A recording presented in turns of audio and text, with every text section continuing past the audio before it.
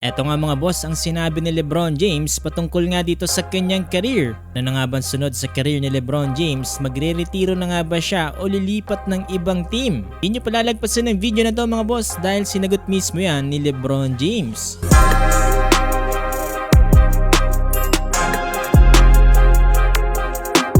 Tapos na nga ngayong araw mga boss ang naging laban dito nga sa Oklahoma City Thunder kontra nga dito sa Los Angeles Lakers.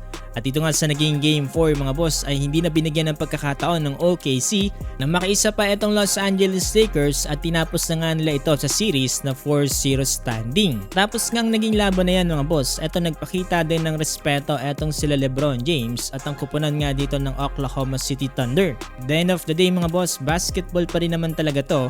Napakita lang talaga ng bawat teams na to ang pagiging competitiveness nila. Dahil nga tuluyan na nalaglag etong ang Los Angeles Lakers dito nga sa NBA playoffs, marami ang nagtatanong patungkol nga dito sa career ni LeBron James, magre-retiro na nga ba siya o lilipat ba ng ibang team? Ito kasing si LeBron James mga boss no, as of today ay nagkaroon nga ng 2-year deal dito nga na nagkakahalaga ng $101 million na magtatapos ngayong NBA season at becoming an unrestricted free agent. Meron ding player option etong si LeBron James pero sa ngayon mga boss no ay wala pa tayong kasagutan dyan. Kaya naman ito during interview tinanong etong si LeBron James kung ano na nga ba daw ang kanyang desisyon dito nga para sa kanyang future.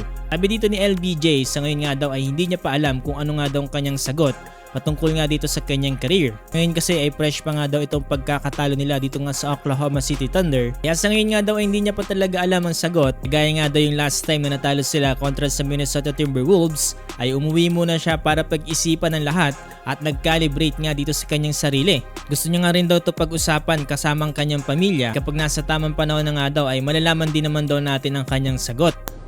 What do you feel like's left for you in the NBA? Well, I think you guys asked me about it and I've answered questions. Yeah, I don't think I've come out like, oh, retirement is coming. I mean, with my future, I don't know, obviously. I mean, this is obviously we're still fresh from, obviously losing, and I don't know. I mean, I don't know what the future holds for me, obviously, as it stands right now tonight. Dag pa nga dyan ni LeBron James mga boss no, hindi nga daw siya nagluluk dito nga sa kanyang career as a disappointment. Dag pa nga dyan ni LeBron yung nilagay nga daw siya sa posisyon na hindi niya nga daw talaga nilalaro ever sa kanyang career kaya na lamang daw nga ng pagiging third option. Tapos pagdating nga daw dito sa playoffs ay natutuwa siya sa mga teammates niya dahil inalaw pa rin siya bilang mag-lead dito nga sa kanila. Obviously we fell a little short obviously, but I mean, I'm not looking at my year as a disappointment. That's for damn sure. Especially, I was put into some positions that I've never played in my career before. Actually, in my life, I've never been a third option in my life.